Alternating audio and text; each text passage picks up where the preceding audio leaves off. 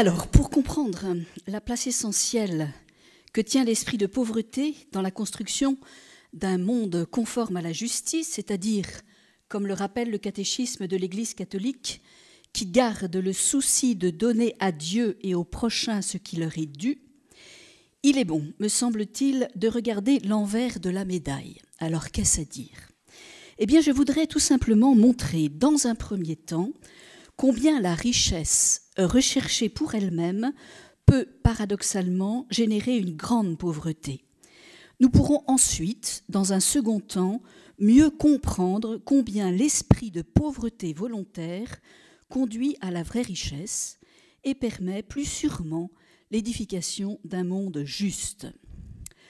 La richesse à tout prix engendre la pauvreté, avons-nous dit. Alors penchons-nous sur ce paradoxe et essayons de mieux en comprendre le sens. L'expérience humaine nous prouve qu'une recherche effrénée de la richesse finit par vider l'âme de celui qui la poursuit et a pour conséquence inéluctable un appauvrissement profond de son être tout entier et du monde qui l'entoure. Pour faire bref, disons que cet appauvrissement touche d'abord et avant tout sa relation à Dieu, puis, par contre-coup, ses rapports avec ses frères les hommes, et enfin avec la nature dans laquelle il évolue.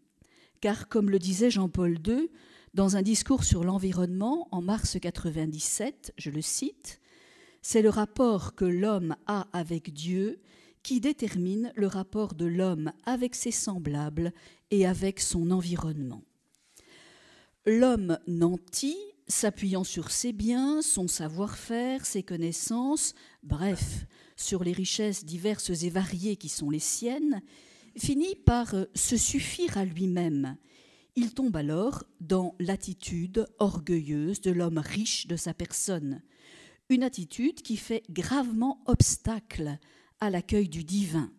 Elle se traduit très vite par le rejet dédaigneux d'un Dieu dont il n'a plus besoin et dont en aucun cas il ne veut dépendre. Le progrès technique ne fait que le conforter dans ce sentiment, ayant de plus en plus de pouvoir sur tous les domaines de son existence. Il se considère de fait seul maître de sa vie et du monde qui l'entoure. Touché par les syndromes de l'indifférence spirituelle et de l'oubli de Dieu, l'appauvrissement spirituel qui est désormais le sien atteint en profondeur sa personne. L'homme sans Dieu, réduit à lui-même, connaît, même s'il n'en a pas conscience, la plus grande et la plus tragique des pauvretés. Le pape François l'exprimait ainsi dans son message de 2014 pour le Carême, je le cite, « Il n'y a qu'une seule vraie misère, c'est celle de ne pas vivre en enfant de Dieu et en frère du Christ. » Fin de citation. Comme nous le rappelait Jean-Paul II, cet aveuglement spirituel va également avoir des répercussions profondes sur les relations que cet homme entretient avec les autres.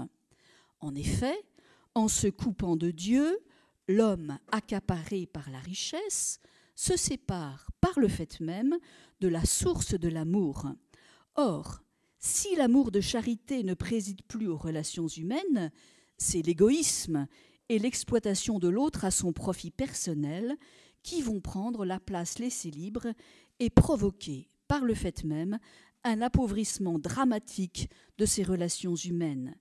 N'est-ce pas, malheureusement, ce que l'on peut constater aujourd'hui dans l'univers mercantile qui est le nôtre ? Sur bien des continents se propage, sans état d'âme, une violation en tout genre de la dignité humaine, salaire dérisoire, travail inhumain, atteinte à l'intégrité physique ou morale des personnes. Notre pape François dénonce avec vigueur cette terrible réalité, tout particulièrement dans sa lettre pour la Journée mondiale de la paix du 1er janvier dernier. Il parle d'abominables phénomènes. Au paragraphe 4 de cette même lettre, le Saint-Père aborde le drame du trafic humain et dénonce ceux qui profitent de ces pratiques extrêmes pour s'enrichir. Voici ce qu'il dit. « L'asservissement et le trafic des personnes humaines requièrent une complicité qui souvent passe par la corruption des intermédiaires. Cette déviance se produit quand au centre d'un système économique se trouve le dieu argent et non la personne humaine.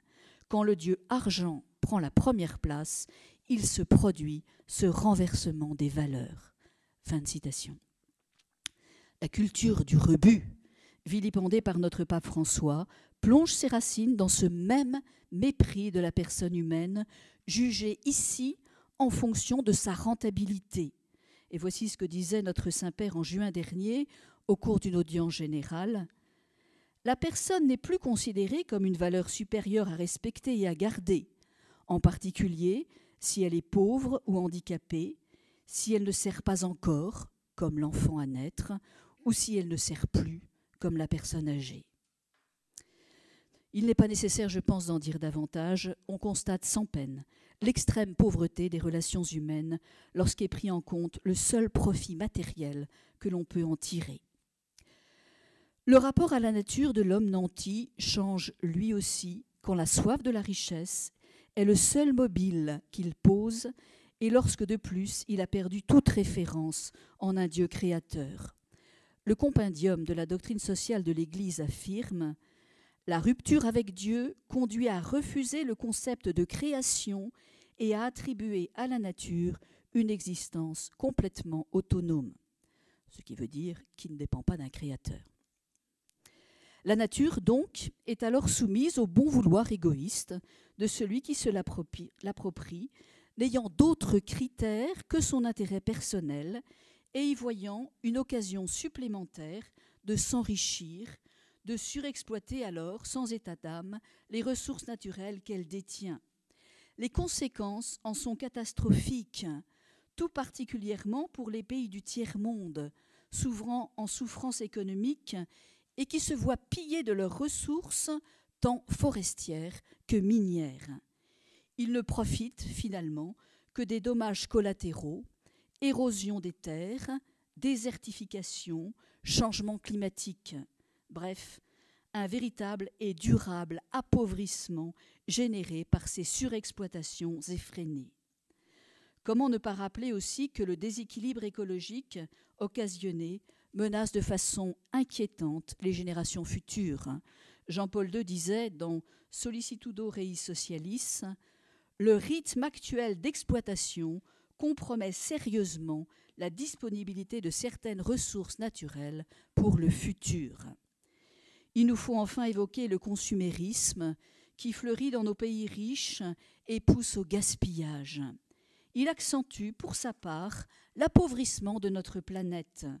Le pape François, au cours d'une audience générale en 2013, nous mettait déjà en garde. Rappelons-nous bien que lorsqu'on jette de la nourriture, c'est comme si on volait la nourriture à la table du pauvre, à la table de celui qui a faim. Dans ce contexte effréné à l'argent, de course effrénée à l'argent, qui gangrène aujourd'hui tant d'individus et même de sociétés, nous comprenons l'urgence de mettre en place davantage de justice. Justice dans le sens donné par le catéchisme de l'Église catholique. Or, nous allons voir qu'en vivant un certain esprit de pauvreté volontaire, il devient possible de contribuer à l'édification d'un monde plus équitable. Si l'esprit de pauvreté trouve dans la vie consacrée, à travers le vœu qui en porte le nom, sa réalisation la plus radicale, vivre de cet esprit n'est cependant pas réservé aux seuls religieux. L'exemple donné par ces derniers peut et doit rayonner largement sur le monde et de façon plus spécifique sur les familles chrétiennes pour les aider à en vivre à leur tour. Benoît XVI exprime cette vérité dans ses entretiens avec Peter Sivald au chapitre 4 de Lumière du monde. Voici ce qu'il disait. « On voit trop peu de modèles de renoncement concret possibles. De ce point de vue, les communautés religieuses ont une importance exemplaire. Elles peuvent montrer à leur manière qu'un style de vie fondé sur le renoncement rationnel et moral est tout à fait praticable sans mettre entièrement entre parenthèses les possibilités de notre temps. » Fin de citation. Alors voyons comment l'esprit de pauvreté peut enrichir individuellement et collectivement nos relations avec Dieu, le prochain et la nature. Dieu résiste aux orgueilleux, mais il fait grâce aux humbles, nous dit saint Pierre. On ne rencontre jamais Dieu en s'élevant, mais en s'abaissant. C'est la loi immuable de l'Évangile. L'homme humble, qui se sait et se reconnaît petit et pauvre devant son Créateur, lui permet d'entrer dans son cœur et par la prière de puiser chaque jour un peu plus au trésor des trésors, Dieu lui-même. Quel enrichissement alors pour son être tout entier. Devenant riche de Dieu, celui-ci lui donne de participer à la richesse de son Fils Jésus, qui est, comme l'expliquait le pape François dans son message de Carême 2014, riche de sa confiance sans limite envers le Père, riche comme se sent riche un enfant qui est aimé et qui aime ses parents, riche de sa relation unique avec le Père. Et notre pape concluait ainsi: Jésus nous invite à nous enrichir de cette riche pauvreté qui est la sienne, à partager avec lui son esprit filial, à devenir des fils dans le Fils. Si pour y parvenir, les consacrés, comme le dit Vita Consecrata, sont invités d'une part à mettre Dieu à la première place dans leur vie et d'autre part à veiller à une grande fidélité à la prière liturgique et personnelle, la famille chrétienne est aussi appelée à cette double exigence. Elle doit cultiver dans le cœur de chacun de ses membres le désir d'une prière fréquente, humble et filiale à l'égard de Dieu. Rien ne nous est dû. Nous sommes des tout-petits, comme des enfants dans les bras de leur Père céleste. Eh bien, cette pauvreté-là n'est pas à craindre, mais à désirer et à faire grandir dans notre cœur et dans celui de nos enfants, car elle nous enrichit pour l'éternité. Quelques questions peuvent nous aider à voir où nous en sommes sur cette forme de pauvreté. Jésus a-t-il la première place dans notre vie familiale? Quel temps de prière prenons-nous personnellement, en couple, en famille? Savons-nous remercier chaque jour et lors des épreuves, nous en remettre humblement à Dieu? Si l'esprit de pauvreté enrichit nos relations avec le Seigneur, il est aussi source de richesse en ce qui concerne nos rapports avec les autres. Là encore, le religieux, de par son vœu de pauvreté, se doit d'entraîner. L'amour de Dieu qui habite son cœur le conduit à s'oublier lui-même de plus en plus et à se tourner vers les autres. Ceux-ci ne sont plus vus comme des concurrents ou pire, des personnes à exploiter, mais bien comme des frères en Jésus-Christ. La vie religieuse, se fondant sur cet amour fraternel, conduit ses membres à la pratique d'une certaine forme de pauvreté, d'ascèse, en leur apprenant à se détacher de leurs idées, de leurs intérêts personnels, de leurs préoccupations, mais aussi en les aidant à cultiver la bienveillance. Tout ceci afin d'avoir un cœur toujours plus libre et ouvert pour aimer d'un véritable amour de charité. Cette attention à l'autre et la sollicitude fraternelle qui en découle sont donc, sans conteste, les riches fruits de l'esprit de pauvreté. Jean XXIII écrivait dans son encyclique Pacem in Terris « La vie humaine en commun est génératrice de bien et répond à la dignité de l'homme quand elle est vivifiée par l'amour, qui fait ressentir comme sien les besoins et les exigences des autres et rend toujours plus intense la communion des valeurs spirituelles et la sollicitude pour les nécessités matérielles. » Fin de citation. Donc pour vivre en vérité de cet esprit de pauvreté, eh bien la famille chrétienne doit veiller à éduquer chacun de ses membres à découvrir Jésus dans l'autre, et ce, quelles que soient les limites et les misères de cet autre. Concrètement, cela se traduit dans la vie familiale par l'écoute de celui qui parle, sans le juger, par l'attention aux plus jeunes ou aux plus fragiles, par la résolution prise de se parler gentiment et de se rendre service mutuellement, par la détermination à bannir énergiquement toute critique et tout commérage. Vécu en famille, ces belles attitudes de cœur seront des perles précieuses d'une valeur inestimable qui enrichiront la famille qui en vit et à travers elle, la société tout entière. Enfin, la doctrine catholique est claire quant à la relation qui doit être celle des disciples du Christ avec la nature. L'Église nous enseigne ce qu'elle appelle le principe de la destination universelle des biens de la terre, principe que Jean-Paul II définissait ainsi dans Laborem Exercens. Chaque homme doit avoir la possibilité de jouir du bien-être nécessaire à son plein développement.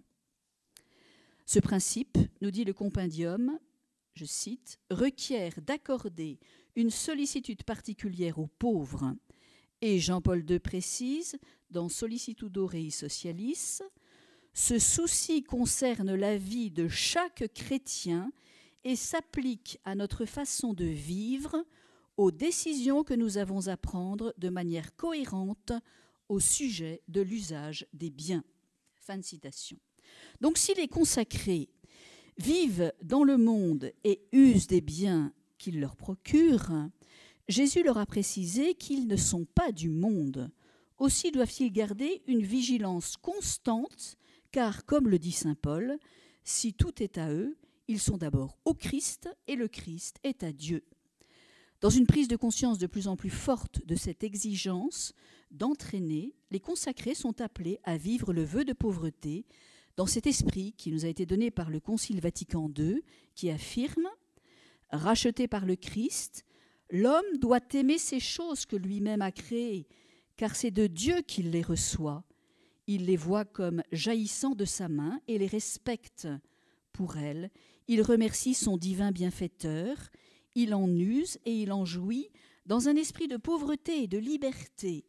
Il est alors introduit dans la possession véritable du monde comme quelqu'un qui n'a rien et qui possède tout. » C'est un très beau passage du Concile Vatican II.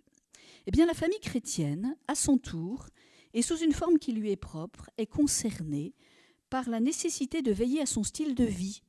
Le pape François, dans son message donné en Carême 2014, le lui rappelle avec vigueur. Le Carême est un temps propice pour se dépouiller, et il serait bon de nous demander de quoi nous pouvons nous priver afin d'aider et d'enrichir les autres avec notre pauvreté. N'oublions pas que la vraie pauvreté fait mal, dit-il. Un dépouillement sans cette dimension pénitentielle ne vaudrait pas grand-chose. Alors comment concrètement nous dépouiller jusqu'à en avoir mal ? Eh bien, je ne sais pas si ça nous fera mal, mais enfin, veillons en tout cas à ne pas nous attacher à des bricoles, à ne pas gaspiller l'eau, l'électricité, la nourriture, à user sans en abuser des moyens modernes de communication. Veillons aussi aux soins de nos affaires et à notre santé. Gardons-nous de perdre du temps. Acceptons la dépendance dans la providence. Soyons-en bien convaincus, ce sont autant d'occasions d'enrichir les autres avec notre pauvreté, comme nous y invite le Saint-Père. Fort de la promesse de Jésus, essayons de vivre de mieux en mieux de cet esprit de pauvreté, non seulement parce que nous contribuerons ainsi à l'édification d'un monde plus juste, mais aussi parce que nous obtiendrons le bonheur éternel. Bienheureux les pauvres par l'esprit, le royaume des cieux est à eux. Merci.